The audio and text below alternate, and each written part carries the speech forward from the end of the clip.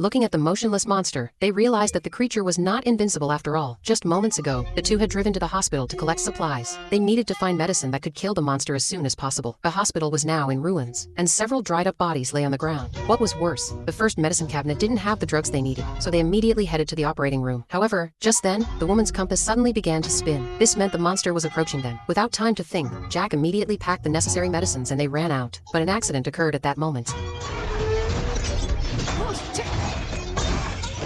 Tentacles suddenly extended from the walls, continuously attacking them. Fortunately, they weren't injured. In the critical moment, the two immediately ran toward the roof. But when they reached the corridor, Jack was suddenly caught by a giant tentacle. No matter how much he struggled, he couldn't break free. Seeing this, the woman immediately grabbed an axe nearby. Then, using all her strength, she chopped at the tentacle. The monster finally released Jack, and the two took the opportunity to escape. But the monster had no intention of letting them go. Soon, the two were cornered. In the critical moment, Jack suddenly noticed gas canisters nearby. He instantly had a bold idea. Jack immediately jumped behind the bar counter, and he immediately aimed his gun at the corridor. When the monster charged at him, Jack pulled the trigger.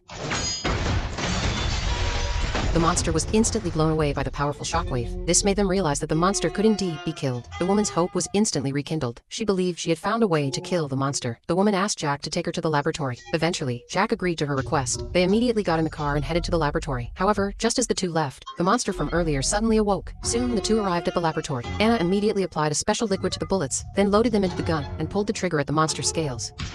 But the bullets caused no damage to the scales whatsoever. All their efforts ended in failure. But the woman didn't want to give up. She decided to fight here until the very last moment. Seeing this, Jack could only leave by himself. In the laboratory, the woman kept conducting experiments, but each time ended in failure. She had no idea what was going wrong. However, just then, the compass in her hand began to spin again.